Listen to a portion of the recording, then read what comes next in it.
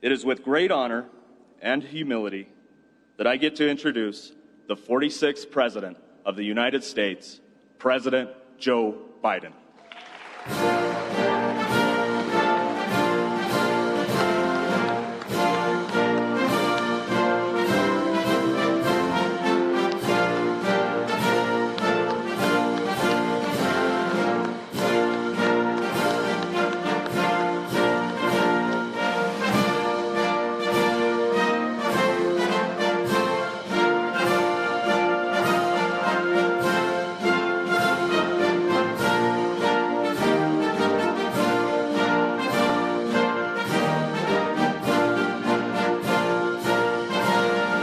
Thank you, Tony. Thank you for the introduction.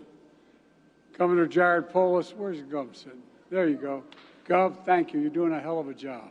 You really are for Colorado, and thank you for your leadership. And Nick, Mayor, the mayor here. You know, I walked off. Stand up, Mr. Mayor, so they see you. I was on the plane. They came to meet me at the Air Force One. I'm on the plane. I'm on the phone talking with my national security team about the next tranche of prisoners being released. And I knew I was running late, so I came down the stairs of Air Force One and ran right to the car, ran right by the mayor, and everybody came to see me. Mr. Mayor, again, I want to publicly apologize for that. Thank you. And a good friend of mine, a guy who's been a great partner, and a guy who is doing so much for this community, John Hickenlooper. Thanks for being such a great partner, John. I really mean it. I said there's one word. I was introducing John at another event, and I said there's one word that can describe John Hickenlooper, the most important word for an elected official: integrity. He's a man of absolute, total integrity. Thank you, John. And Chairman of CS Wind, Kim, where are you? There you go, man. Thank you. We've had more picture taken together lately that he's probably going to hurt his reputation back home. But I am friends with your leader, Mr. Moon. You know, we're good guys. Thank you for all the, and I want to thank all the tribal leaders for joining. All the tribal leaders are here. If you're here, you stand. Can I see you? I don't know where you are. Maybe I'm not here right now. And to celebrate this historic investment, building a clean energy future made in America is part of the progress we're making growing the economy from the middle out and the bottom up, not the top down. Because when the middle class does well, everyone does well. We're investing in America. We're investing in Americans, and it's working. Since I took office, my Investing in America agenda has led to manufacturing boom that's attracted over $600 billion. $600 billion in private investment from private companies in America and around the world, manufacturing and industries of the future. When I took office, we set a goal to produce 100% carbon-free electricity by 2035. And because of my commitment to clean energy future, Made in America clean energy companies started investing here in Colorado. Here in Colorado, CS Wind, a Korean company, makes towers and wind turbines. I know you all know it, but people seeing this on television may not be certain. They used to make all their wind towers abroad. Then they decided to make them here in America as well. And today, CS Wind factory in Colorado is the largest wind tower manufacturer in the entire world. With over 870 employees. It's simple. As I've said for a long time, when I think climate, and I mean this sincerely, I think jobs. That's what climate's about. Not only saving lives and saving the environment, but jobs. But that's not the end of the story. I signed a historic law, the most significant investment combating existential threat of climate change ever anywhere in the world. It does many things, including provide incentives to make wind towers in America and bonuses for clean energy projects that use those American-made wind towers to power American homes. And because of my Investment in America agenda, CS Wind plans to invest an additional $200 million to expand the facility right here, another $200 million, doubling its production and creating 850 more good jobs beyond what's going on. And because of the investment, and incentives we wrote into the law, CS1 recently announced its employees will receive an end-of-year bonuses as well. You can clap for that, man.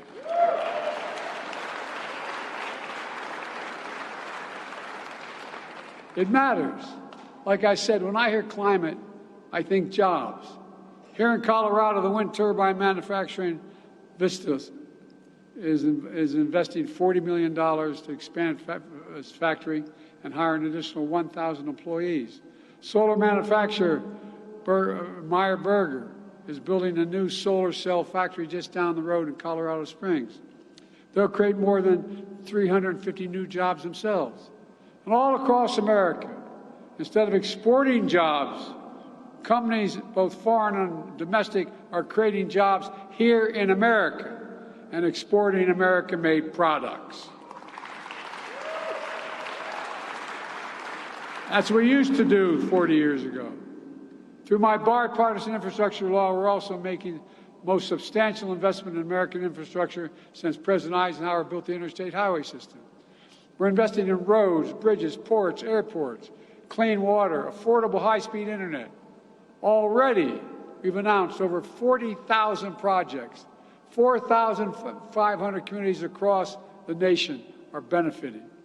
And from the new Amtrak tunnel in Baltimore to the Brent Spence Bridge in Kentucky to right here in Colorado, $5.6 billion in 304 projects.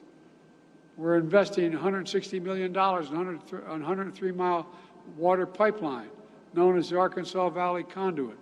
It starts here in Pueblo and will bring water to 50,000 people across the southeastern Colorado.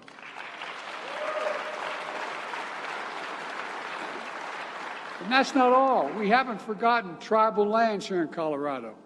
We're investing over $66 million in tribal lands here to ensure underserved Native American communities have access to affordable high-speed internet. The amazing thing is over 233,000 Colorado households already have a savings of $30 a month on their internet bills because of the Affordable Connectivity Program.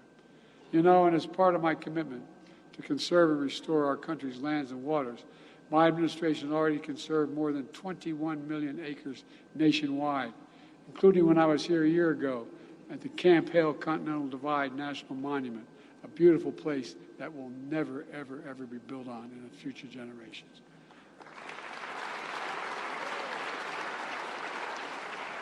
We're also bringing the semiconductor manufacturing back home. We invented the computer chip. We invented the semiconductor. All those computer chips smaller than the tip of your finger that affect nearly everything in our lives, from cell phones to automobiles to refrigerators to advanced weapon systems. America invented these chips. But as time went on, we went from producing 40% of the world's chips down to just over 10%. That's why I designed and signed the Chips and Science Act. Because how can we remain the greatest nation in the world without leading the world in science and technology? How does that happen? We used to invest 2% of our gross domestic product in research and development as a nation. That's why we're leading the world. Over time, that went down to 0.7%. But we're changing that. Now, all over the country, semiconductor companies are investing literally hundreds of billions of dollars to bring chip production back home to America. In Colorado Springs, the company Microchip announced it would invest $880 million to expand their manufacturing capacity, creating 400 additional good-paying jobs in the semiconductor industry. And the fabs, that's what they call the factories they build in, these fabs, they pay an annual salary over $100,000 a year. And guess what? You don't need a college degree to get the job. Folks, things are changing. We're also focused on growing the rural economy. Let me put this in perspective for you. Just 4 big corporations control more than half of the markets in beef, pork, and poultry in all of America. And because so few companies control so much of the market, if one of those processing plants goes offline, it can have a massive impact on the supply chain disruptions, slowing production, and costs farmers real big. Under my administration, Colorado has received millions of dollars to strengthen and expand access to small, mid-sized meat and poultry processors. The big guys don't like it, but guess what? You have a guaranteed access. Having facilities close by means farmers and ranchers have a better shot at getting a fair price for their product. We're also helping farmers and ranchers deploy clean energy systems like solar panels on their farms and ranches, lowering energy costs and increasing their incomes. When farmers and ranchers do well, when the wealth they generate stays in Colorado, when their children can stay in Colorado, it builds a stronger rural economy.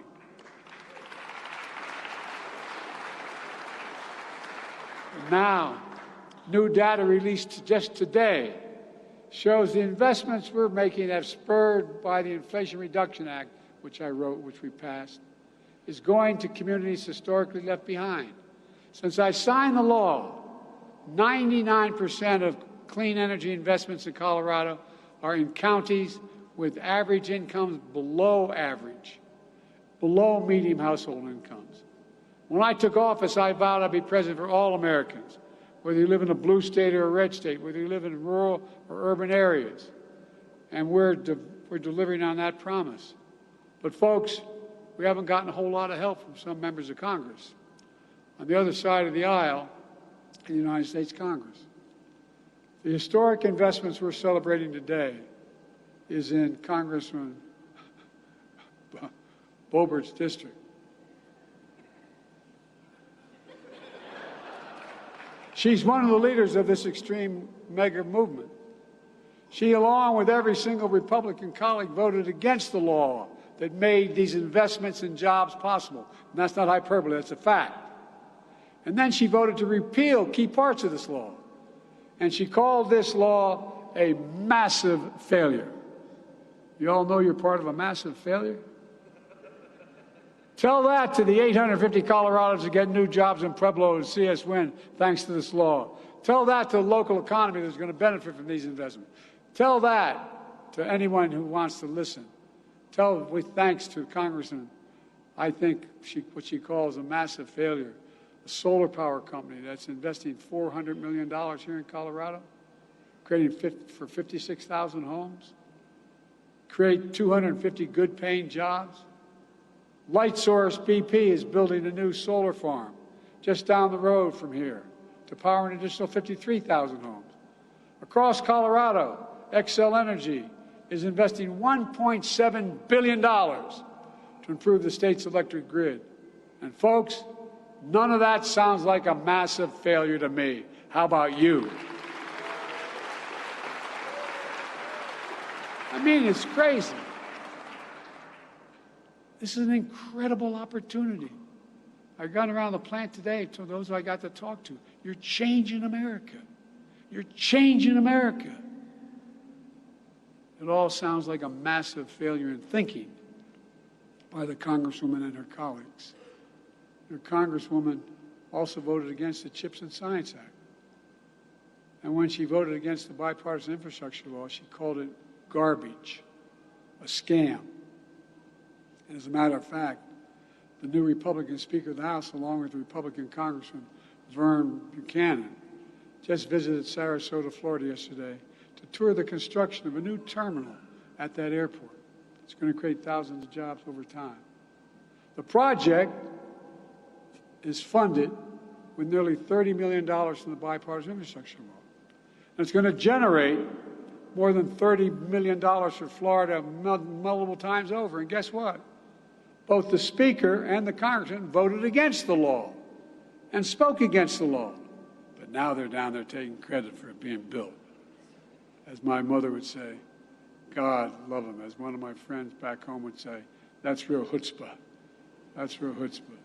Meanwhile, my predecessor wants to get rid of the Affordable Care Act. Over 40 million Americans today get their health insurance through the Affordable Care Act.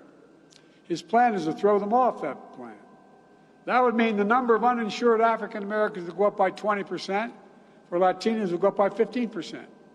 Folks, this is not your father's Republican Party. Like I said, I made a promise to be the president for every American, and I'm keeping my promise. And just this morning we learned that our economy, just this new data out, Our economy grew by over 5% in the last quarter. That's more growth. That's more than it grew under my predecessor in any quarter outside the pandemic, despite promises of massive tax cuts for the wealthy, and corporations would be, what they said, would supercharge the economy and trickle down to working folks. Not a whole lot trickled down on most kitchen tables I'm aware of. But when I took office, since then, the first 2 years, we created over 14 million brand new jobs, good paying jobs. And nearly 250,000 of those good paying jobs are here in Colorado alone. We've created close to, remember we were told we're not going to be the manufacturing capital of the world. How can we be the manufacturing capital of the world again?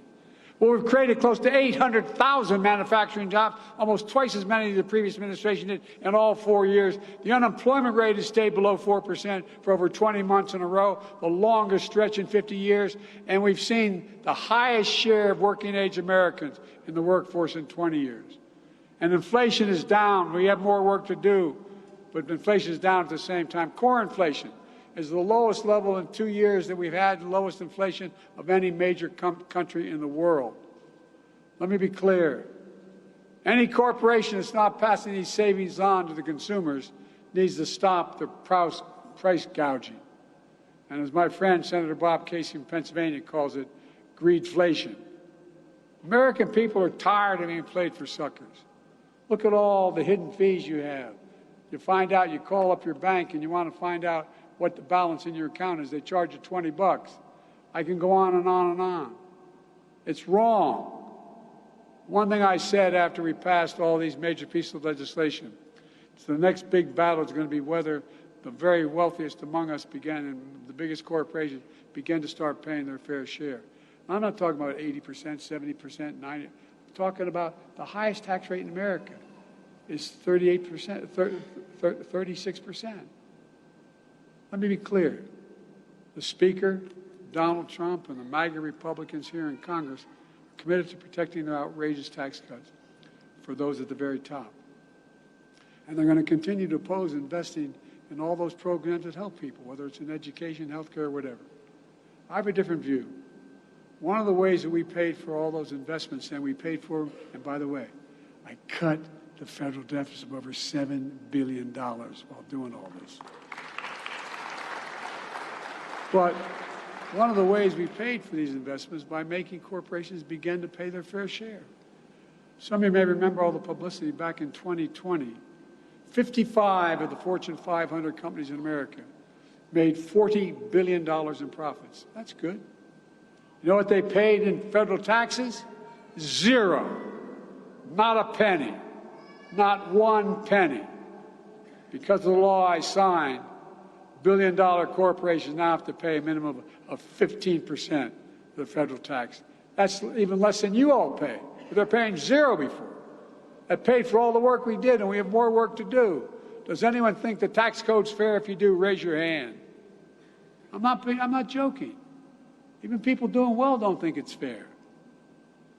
You know, we had about 750 billionaires in America before the pandemic. Now there are 1,000. You know the average rate those billionaires pay in their federal taxes? 8%. They make $1 billion, and they pay 8%. Raise your hand if you pay more than 8%. Every one of you do. I'm serious. Think about this. I mean, just think about it. That's less than a firefighter or a teacher or so many other people pay. That's why I'm proposing a billionaire minimum tax. Get this. A billionaire minimum tax, not even at the highest rate, at 25%, which was a lot of you pay if you're making a family of four making $150,000 a year. Just 25% is still 10% lower than the top rate, and it would raise $440 billion over the next 10 years. Just paying 25% instead of 8%.